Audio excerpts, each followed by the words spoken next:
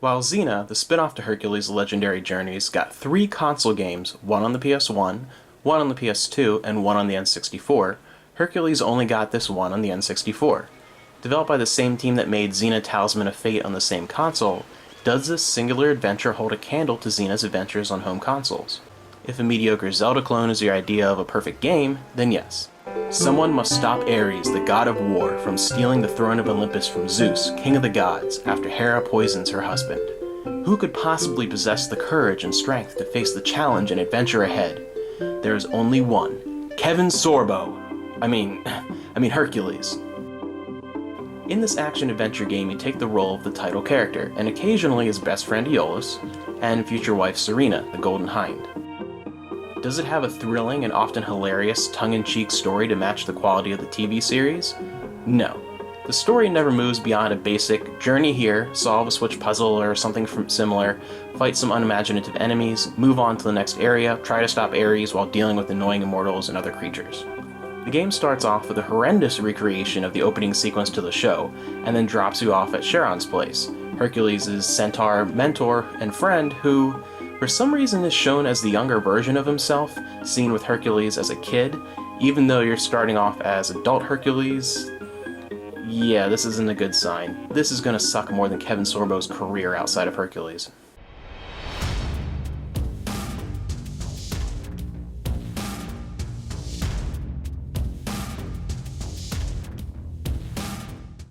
This opening area acts as a training ground, where you quickly realize that the game is nothing but a horrible Ocarina of Time clone, with one exception, a heavy emphasis on lifting and throwing things, or punching through barriers.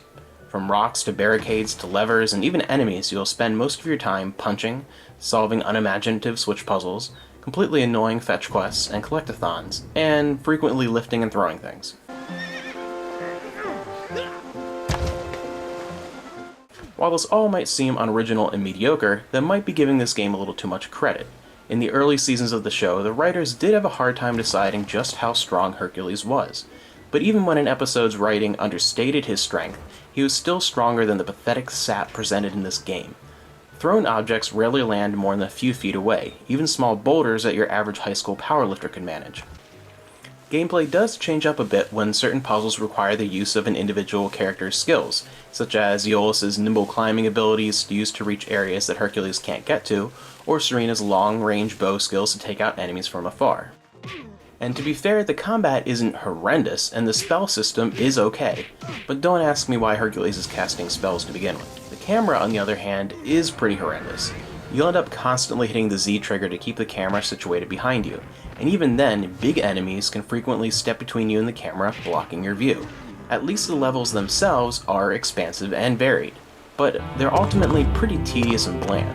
And at their worst, when you end up trudging through things like thick, muddy water at an agonizingly slow pace, or backtracking through boring areas now refilled with respawning enemies to get a minor item you missed. Released in 2000, wait, what? 2000? The title sequence looks like a half-decent DOS game. You spend your time traveling through ancient Greece, which bears more of a resemblance to Hyrule than what is seen on the actual show, solving puzzles and facing hordes of uninteresting foes. You're greeted by textures, vegetation, and structures that feel practically ripped from Ocarina of Time, downgraded and regurgitated here. The game's engine does keep a steady frame rate though throughout its entire run, even through big spacious levels, even in big crowded fights.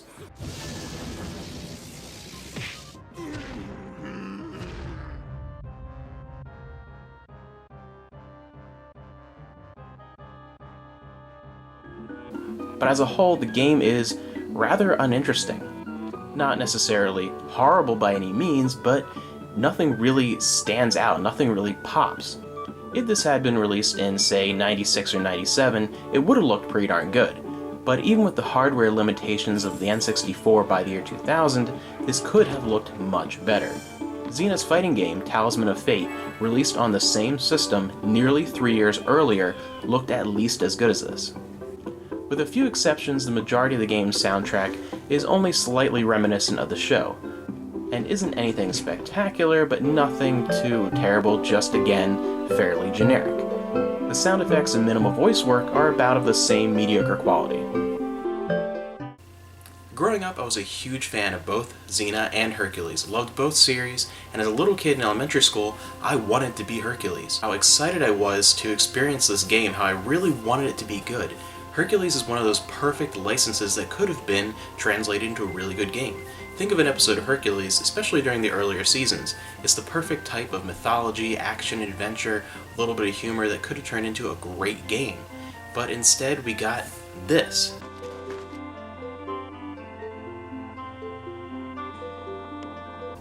Now, it's not a completely broken, unplayable mess, but it is a perfect example of just sort of bland, unimaginative, rushed game attached to a license. I think Kevin Sorbo best summarizes my opinion of this game. Disappointed!